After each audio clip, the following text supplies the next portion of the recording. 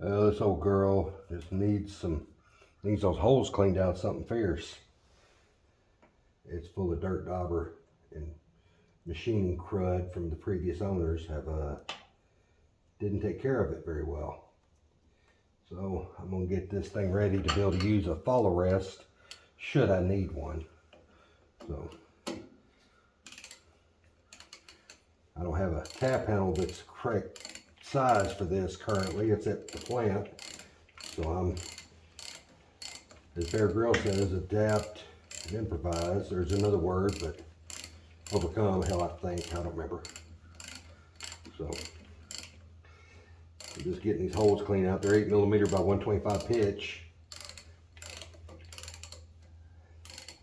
Rounding the tap head off. It's just a cheap carbon steel tap, but I'm just chasing threads, so I'm not that worried about it. I don't even have to go that deep. Just trying to get some.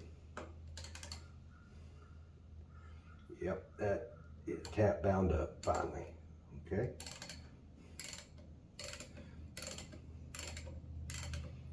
Well, it may help if I take this off, so I'm not sitting there waving my arm around something sharp.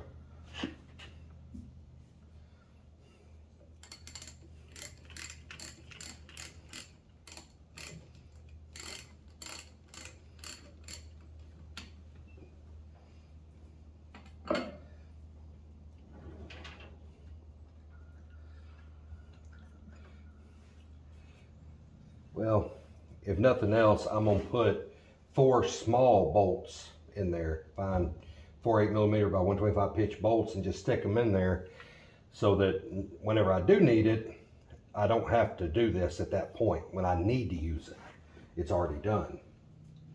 So that's the other half. The goal is just get it ready to go, but there's so much crud in these holes. They're terrible. But it's not uncommon. A lot of people don't know how to properly maintain a machine tool. They just treat them like the old bench grinder they got in the garage, and just, you don't know what you're doing with them, they don't hold up very well. I mean, I'm making strides on this old girl, but it's not happening overnight, but it's definitely moving forward. And that feels like the bottom, yeah.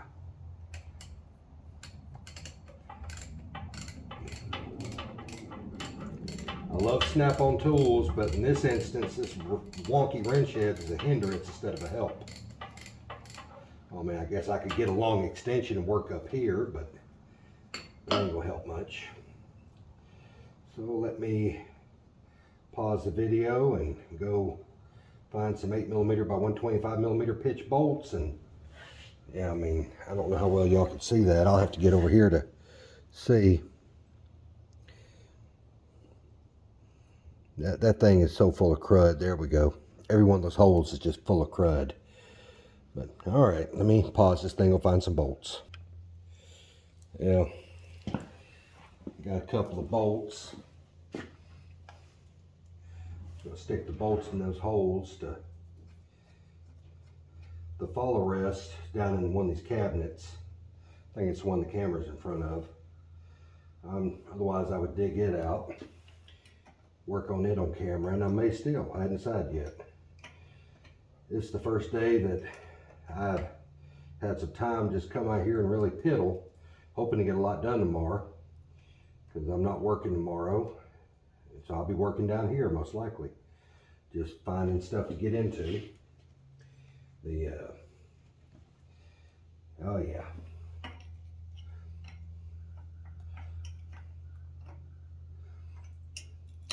You know, I could have grabbed one of those fancy ratcheting wrenches. That would have made this a lot easier, but I didn't.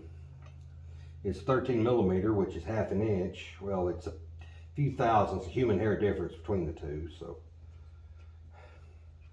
yeah. Should have grabbed a ½ inch, but I didn't, so it'll be all right. I just screwed myself on that one because I put in that top one first. Should have put the bottom one in first. Now I'm gonna have a harder time. I'll probably have to get a socket to tighten that one now.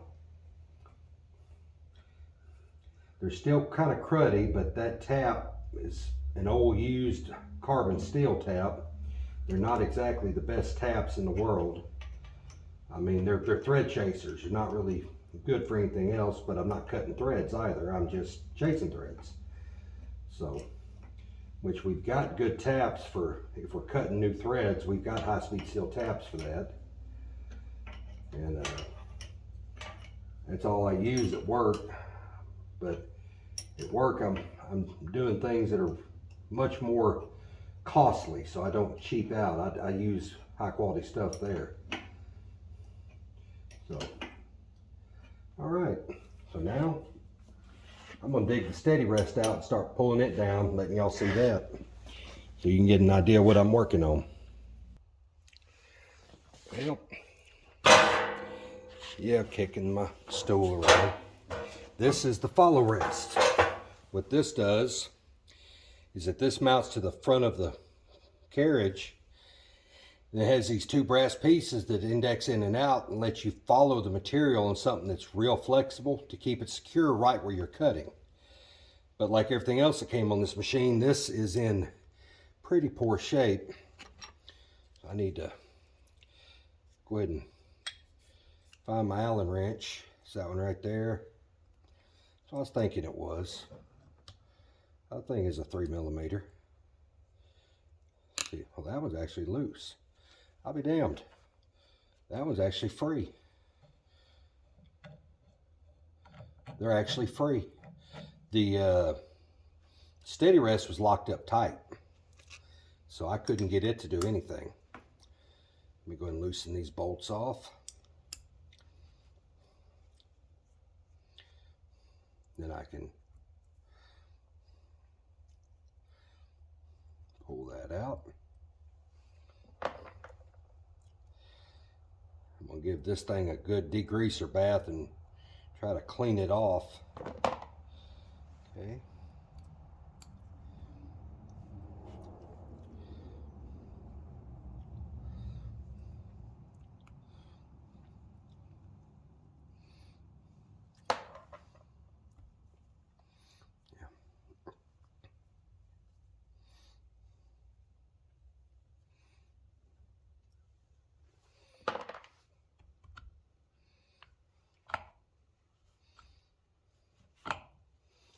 Let me get a little bit of that good penetrating oil.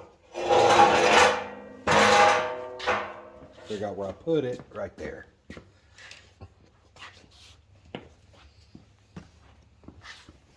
Put a little bit of penetrating oil in there.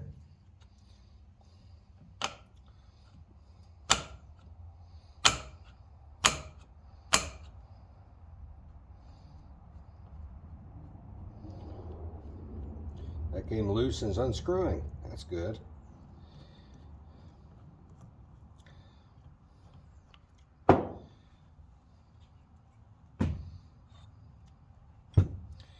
That's all these are, is just a, normally that's held captive, but it still turns, and that runs the thread, runs this in and out. It runs against one of those set screws in this channel.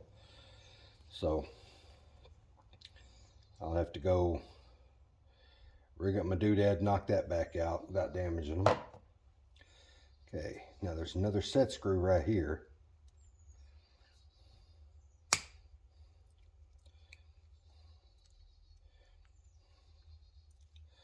Pull all the set screws out of it.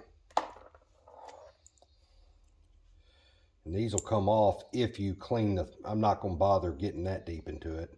I'm just going to give them a naphtha soak, and then I'll probably degrease these and blue them like I did the other one. I put gun blue on the other one. It looks pretty decent. All right. See, this one, however, was not seated correctly, and they tightened it and they damaged it. Yeah, this one was not done correctly. Ooh, I feel all kinds of burrs and damage on this one. Yeah, this one's been hit where they were trying to do something and they didn't have it set up right, and it looked like it rolled on them and popped it. It had grease in it, I can tell you that much. Oh yeah, it's good smelling grease. Something about grease, when it gets old, it smells like poop. It's really disgusting. I mean, old grease is nasty. Okay, it broke free right before I was going to give up and soak it in Croil. So,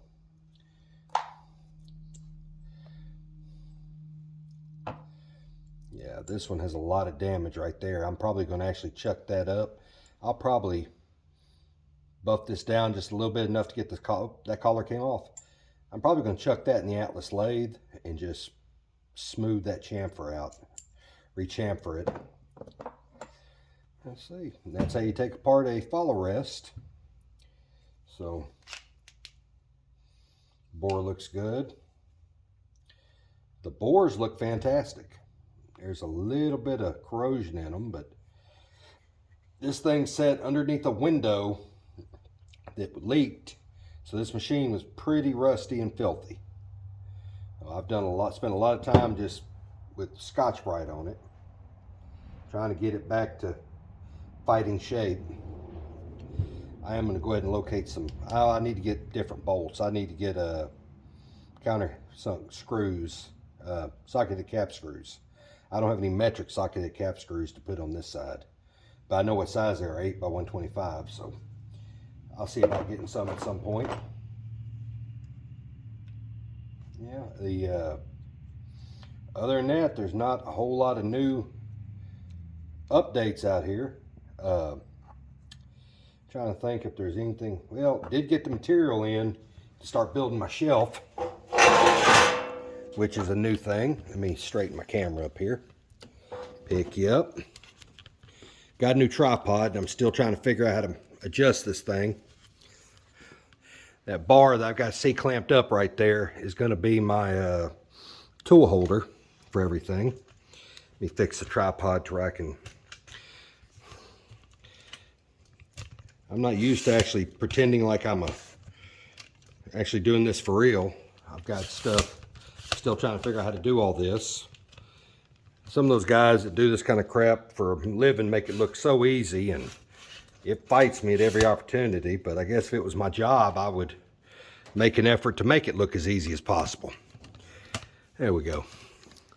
The way we're going to do it is that there's going to be spots for these tools to sit.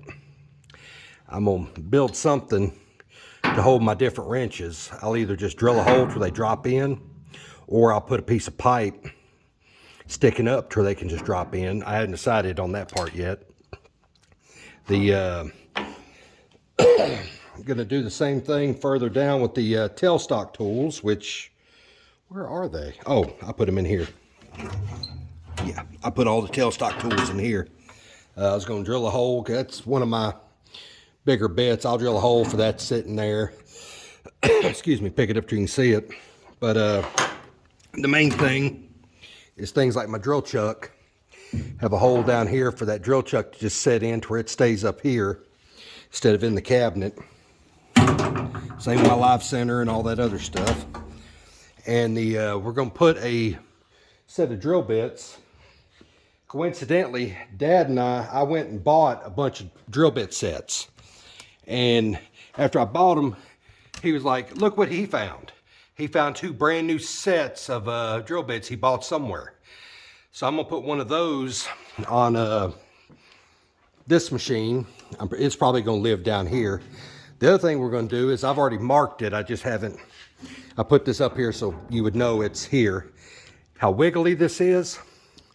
I'm going to weld a brace inside this angle iron right here, and I'm going to bring that brace down. I'm going to drill a hole right here, tap it, and put washers behind it, and I'm going to have it to where I can adjust it, try to pull this in, get everything tight, then lock it down, and that should hold it to where that will be stiffened up a good bit.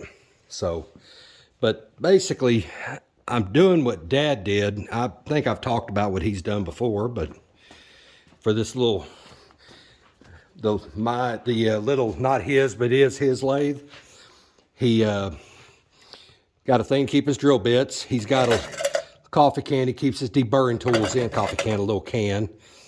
He's got his little wrench, his little tightening bar, his Allen wrenches, his cutting oil, which he's empty. And he's got a little thing to hold his bits there. Let me pick it up to where I can just realize I had it down low. And somewhere to keep his taper tooling. So I like that, and I'm going to do it, but just on a bigger scale because I've got more tooling than he does. So all in all, ain't really anything new or interesting other than just that little bit of stuff we've been working on.